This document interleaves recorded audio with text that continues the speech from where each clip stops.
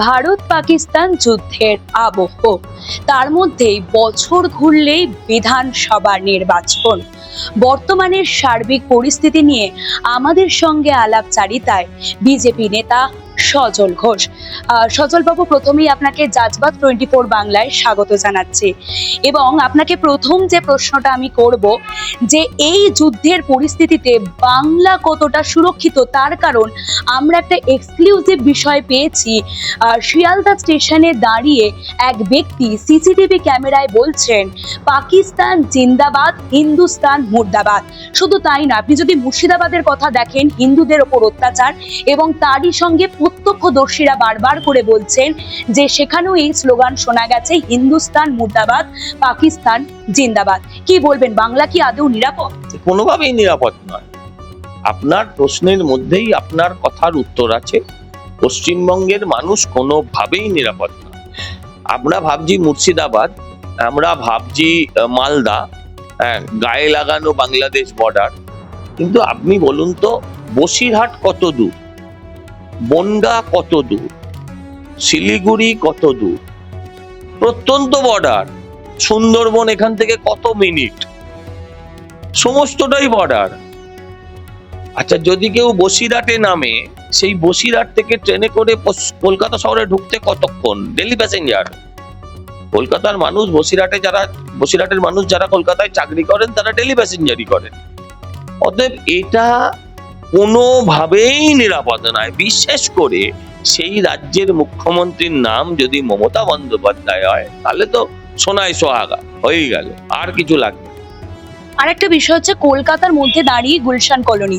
কিছুদিন আগেও আমরা দেখেছি যে গুলশান কলোনিতে যেভাবে দুষ্কৃতী তাণ্ডব হয়েছিল, সেখানে কলকাতায় বা কতটা নিরাপদ? একেবারে নিরাপদ না।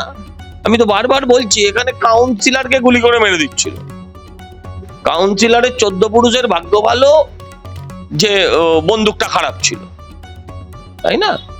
আর আজকে সেই কাউন্সিলরই জগন্নাথ মন্দির উদ্বোধন করছে। না না, সে করতে পারেন, জগন্নাথ দেব তাকে বাঁচাক, আমি সেটাও চাই। জগন্নাথ দেব তাকে বাঁচাক, এটা চাই, কিন্তু আইন শৃঙ্খলার দায়িত্ব তো আমরা জগন্নাথ দেবের হাতে তুলে দিয়ে বসে থাকতে পারি না। এ রাজ্যে আইন শৃঙ্খলা বলে কিছু নেই, এটা মানতে হবে। পাকিস্তানকে শায়েস্তা করার সুর বেঁধে দিয়েছেন প্রধানমন্ত্রী, এবং তিনি আরো বিষয়গুলো বলেছেন যে পাক অধিকৃত যে কাশ্মীর, সেটাকে ফেরত দিতেই হবে পাকিস্তানকে। এ বিষয়ে আপনি? এই বিষয়ে দেখুন, আমি একটা দল করি, ফলে দল করার ফলে আমাকে দলের সিদ্ধান্ত মানতে হয়, কিন্তু আমার মনে হয় কাশ্মীর নিন, কাশ্মীরই না নেওয়া ভালো পাক অধিকৃত অঞ্চলে। আপনি পাক অধিকৃত অঞ্চলের কাশ্মীরটা নিন, কিন্তু ওই পাক অধিকৃত অঞ্চলের কাশ্মীরিদের নেবেন না, তাহলে আবার এই ভবিষ্যতের বাংলাদেশ হতে হবে। পাকিস্তানের প্রধানমন্ত্রী গতকালই বলেছেন, হয়তো শুনেছেন, যে যুদ্ধতে জিতে গেছে পাকিস্তান। তাহলে মিথ্যাচারিতাটা কে? সেই যদি আমি এখন বলি যে আমি পৃথিবীর শ্রেষ্ঠ, পৃথিবীর সবচেয়ে শক্তিশালী মানুষ, তাতে কি গেল এলো পৃথিবীর? পাকিস্তানকে বিশ্বাসটা কে করে? ওদের কথা শুনে সারা দেশের লোক হাসছে, সারা বিশ্বের লোক হাসছে। দেশের বলা ভুল হলো, ওর দেশের লোকও হাসছে আমরা যুদ্ধে জিতে গেছি। তো আপনিও বলুন না যে আমি পাকিস্তানে গিয়ে আমি বোমা ফেলে এসেছি, গেল একই ব্যাপার। একটা বিষয় হচ্ছে যে এ রাজ্যের ক্ষেত্রে বামেরা আগামীকাল লেনিন মূর্তি থেকে শিয়ালদা পর্যন্ত শান্তি এবং সম্প্রীতির মিছিল করবেন, এবং বারবার আমরা শুনতে পেয়েছি সিপিএম এর রাজ্য সম্পাদক মোহাম্মদ সেলিম বলেছেন, বা বামেদের অন্যান্য নেতৃত্ব বলেছেন, যুদ্ধ থেকে বিরত থাকা উচিত। তাহলে সেক্ষেত্রে বামেদের যে শান্তির বার্তা, এটাকে কি সমর্থন করবে? মুশকিল হচ্ছে আমেরিকা ভিয়েতনামের যখন যুদ্ধ হয়, তখন ওরা ভিয়েতনামের ওই যুদ্ধের পক্ষে থাকে। আচ্ছা, যখন আফগানিস্তানের সঙ্গে সিরিয়ার কোথাও গন্ডগোল হয়, তখন ওরা কথা বলে না। যখন ইরাক আর ইরানের মধ্যে লড়াই হয়, তখন ওরা কথা বলে না। ওরা শুধুমাত্র তখন কথা বলে যখন প্যালেস্টাইন যখন ওই ইসরায়েল যখন প্যালেস্টাইন আক্রমণ করে, তখন ওরা বলে। মানে প্যালেস্টাইনেও যারা থাকে, পাকিস্তানেও তারা থাকে, তাদের পিঠে বোমা পড়লে ওদের বুকের পাঁজর ভাঙে। এটা হচ্ছে মুশকিল। এবার বছর ঘুরলেই তো বিধানসভা নির্বাচন নিয়ে আমার কিছু প্রশ্ন আছে। যে বরানগরে আপনাকে একটা বড় সুযোগ দেওয়া হয়েছিল উপনির্বাচনে দলের তরফ থেকে, এবারে কিছু কি আশা রয়েছে? এই দল বলবে, এগুলো তো টিভির সামনে, ক্যামেরার সামনে, মোবাইলের সামনে বলার কথা নয়। দল যা সিদ্ধান্ত নেবে। বড় সুযোগ দিয়েছিল, আমি সেখানে দলের সম্মান রাখতে পারিনি, এটা তো সত্য। সম্পূর্ণ চেষ্টা করেছিলাম কিন্তু কৃতকার্য হতে পারিনি, সে যে কোনো কারণেই হোক। আশা করি সেগুলো থেকে দল এবার দলও বুঝবে, সেগুলো থেকে বুঝে দল করবে। দল, এটা দলের সিদ্ধান্ত, এখানে আমার কোনো বক্তব্য নেই। দল লড়তে বললে লড়বো, দল বলবে যদি প্যান্ডেল বাঁধো প্যান্ডেল বাঁধবো, দল যদি বলে বুথে বসো বুথে বসবো, এতে কিচ্ছু যায় আসে।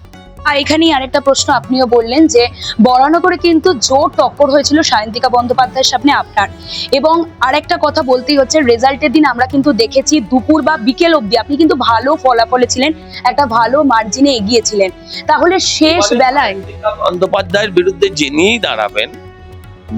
দাঁড়াবেন, যে ব্যক্তিই দাঁড়াবেন, সায়ন্তিকা বন্দ্যোপাধ্যায়কে অন্তত তিনি 25,000-এর বেশি ভোটে হারাবেন।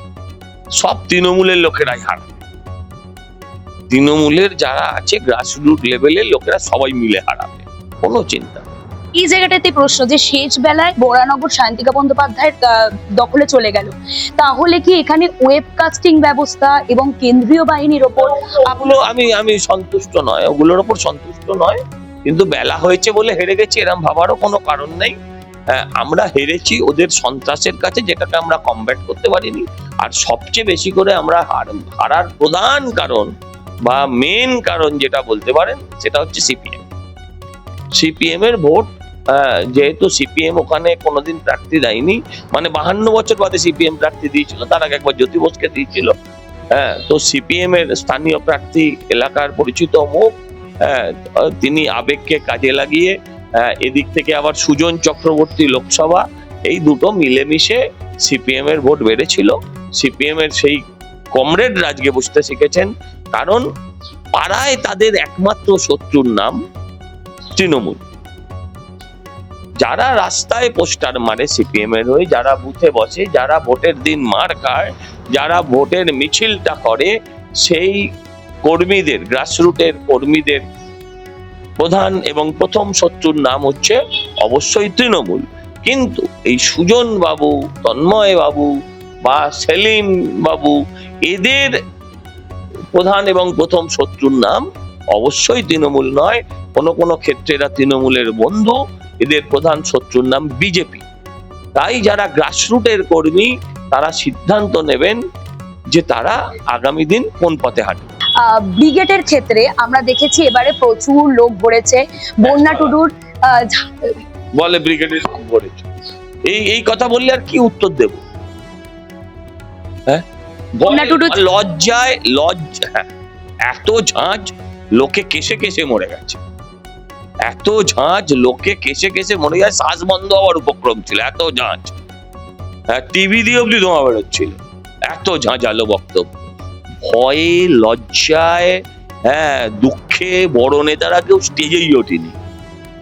যারা উঠেছিল তাদের কোনোদিন চোখেও দেখেনি আপনারা। বড় নেতারা কেউ সামনেই আসে। আচ্ছা, শেষ প্রশ্ন, যে দিলীপ ঘোষের এই যে অস্বস্তি বঙ্গ বিজেপিতে, আর বারণ করেছেন, আমি এটা নিয়ে কিছু বলবো না। দিলীপ ঘোষ আমার জ্যাঠার নাম, ভয় আমি সেই জ্যাঠার নামও মুখে আনছি।